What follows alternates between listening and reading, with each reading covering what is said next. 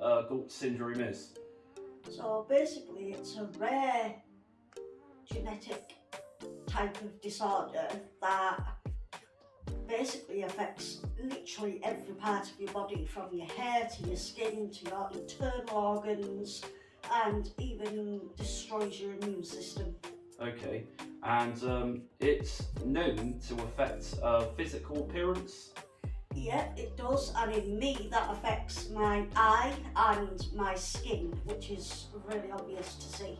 Right, okay, so how many people globally has this condition?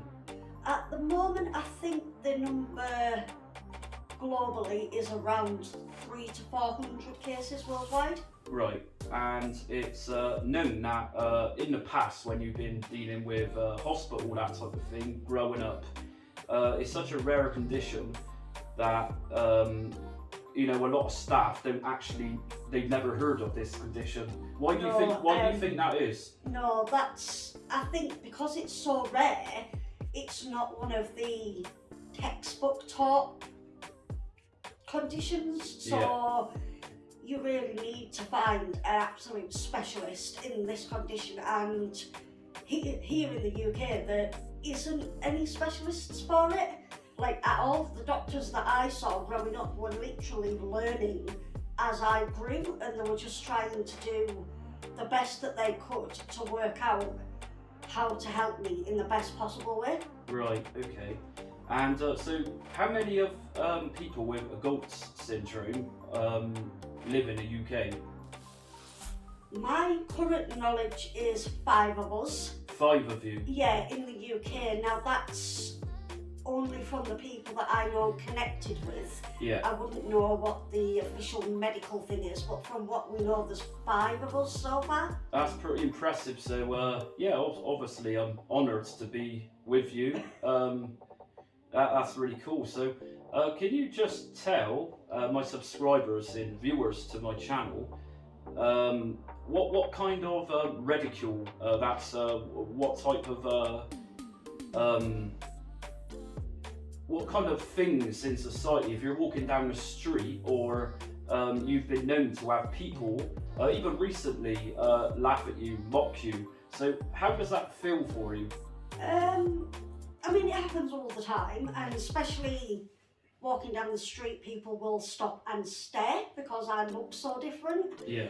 When I was younger, that really bothered me, and it made me feel just anxious and not wanting to go anywhere. Now as an adult, to be fair, it makes me laugh as an adult, because I think when people want to say cruel things about your appearance, it says a lot more about them than it does about me, and it just says that they don't have a wide range of acceptance to people that can or will be different. Right, okay, so obviously you know, any disability, to mock or joke somebody with a disability is of this day and age, it's pretty unacceptable behaviour. So the reason we're doing this interview is to make your condition a bit more widely known. You know, there's barely even anything to do with Goltz syndrome on YouTube. So what is it in particular people sort of mocked you about in the past? Well, the obvious one is my eye. So my right eye to the outside world would look what most people would call lazy. Now, the reality is it looks different, and yeah, I have no sight in that eye whatsoever. So you're completely blind in I'm completely blind in my right eye. Yeah. That is due to not having a retina, which is something that attaches your eye to your brain. Yeah. So because mine's missing, I have no colour in my eye, yeah. and it just looks like a little black dot that sits in the corner. Now that is the biggest thing that people go for, and the biggest insult that people think they can throw at me is they call me one eye, which... Oh, that sounds that sounds very insulting. I'm sure you've not heard of this before. They're actually pointing out a fact, because yeah. technically I only have one working eye. Right. So. And can you tell my viewers what you do when you go to the opticians? You know, what do you ask them? Oh, I always make a point of saying to the optician, Can I have my glasses that I have to wear at half price due to the fact that I don't have sight in one eye, and most of them don't find it very funny. And what I find a bit weird is that they actually put a lens in that eye and charge me for that lens. So to some extent, I've been ridiculed, that's laughed at because of my hair, which yeah, just like you, been there, done it, it's nothing new. Yeah. So yeah, like I was saying, to take the mick out of people with disabilities, any disability in fact, is of this day and age, or any age, it's bad. So what would you want to say to these people who's sort of laughing at you? Obviously they're incompetent to understand such a complex diagnosis. Well, of course, yeah, and I think like you say, in this day and age, in a world where we're taught to be kind and accepting of differences, instead of just coming at me with insults about I have a lazy eye or how my lips and my skin look very visibly different to everyone else's, I've always said that I would much prefer if someone maybe just asked me what was wrong, as opposed to point it out in an insult. So if someone was interested and stared, and they could just say what's wrong with your eye, and I could then explain to them that I was born that way, just so much as you were born with the colour of your eyes or the colour of your hair. It is just something that I just happen to be born this way. And I also understand, Becky, it's also delayed your growth. Yeah, I'm pretty small. I'm only 5 foot tall.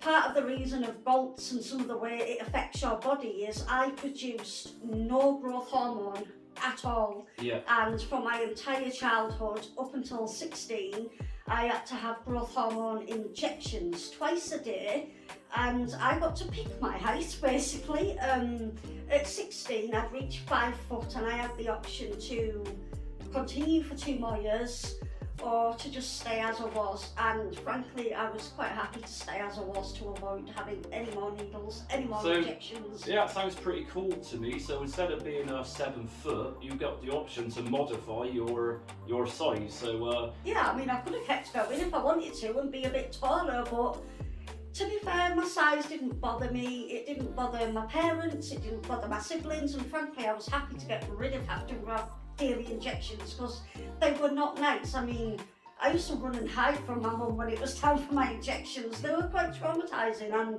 as a result today I can't stand needles and I hate the idea of having bloods and things like that done. But talking about blood, say you was to have an injection for anything, what happens when you have an injection, like a prick in your finger? Because also, this is relating to your skin. Yeah, so because my skin is, I lack protective layers of my skin, so my skin is a lot thinner than the average person's. Yeah. So if I have to have a simple finger prick for a sugar blood test or even an injection of any kind, I bleed a lot. My blood doesn't clot very well, and when I say I bleed, I mean it pours out of me like a fountain, where other people would just get one little blob of blood. So say I've got 3 layers of skin, how many layers have you got? I would have 1. 1 layer of skin, so let's just sum this up. So Becky here is blind in one eye, she's also deaf, which she's not mentioned actually. Can you tell us about that? Oh yeah, part of the effects of Goltz is it damages your ears. The damage it's had on me is that I am profoundly deaf and I do have to wear hearing aids, which again as a young child I hated. I would often turn it off or take it out to avoid having to pay attention to things, especially at school. I got caught a few times not having my hearing aids switched on. In this day and age, So it's kind of like selective hearing. if I turn it off, I'm selecting to turn it off, yeah. Sounds a bit like my nan, you know, she would claim she was deaf, but she could hear really what was going on.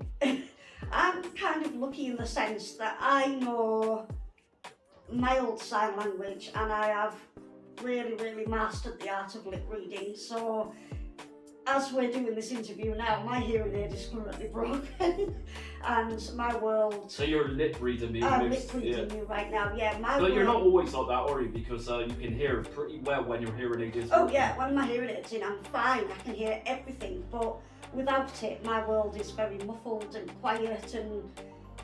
Well, you know yourself, the last couple of days without my hearing aid, you've walked into a room and made me jump out of my skin. Yeah. I didn't hear you coming. Yeah, well, obviously, I don't like frightening you, but it's just one of those things. So here you go, this is Becky, and yeah, this is what she suffers from, Goltz syndrome, and I'm going to leave a link in the description for this, so people watching this can acknowledge this is a condition which is ultra rare. And you know, you can look into this yourself, and hopefully people around the world will get this video also suffering from Goltz. And you know, feel free to comment in the comment section down below, because there are so little of you around the world that it will actually be nice for people with this condition to talk about it together, you know, as a community. So, yeah. Thank you, Becky. You're welcome. There's one last thing I'd like to say is that adults who mock or ridicule or attack are, in my opinion, just very shallow and not able to accept the differences. But adults who teach children to attack difference in life really, really ought to stop and have a really good think, because there are hundreds and thousands of conditions around the world that make people different, and the obvious ones are things like missing limbs, wheelchairs. Now, we make sure our children don't stare at those people, but when there are people like me who are different but you don't know how to respond to that, teaching a child to mock instead of question, in my opinion, is a terrible way to go through life. And yeah, so I've had a lot of children over the years just come up to me on the street and say, "Hi, what's wrong with your eye?" And that doesn't bother me. No. So you're also you're kind of saying that young children have got a bit more respect for you than yeah, children are more likely to just ask me politely what's up with me. Well, that's children for you. But yeah, and children are very inquisitive. But if they're taught by a parent to mock instead of ask, I think that says a lot more about how they're being brought up, because children in general are more accepting than adults. Yeah, so it sounds very negative for adults to encourage this sort of behaviour. Yeah. But yeah, that's about it for this, so thanks for watching.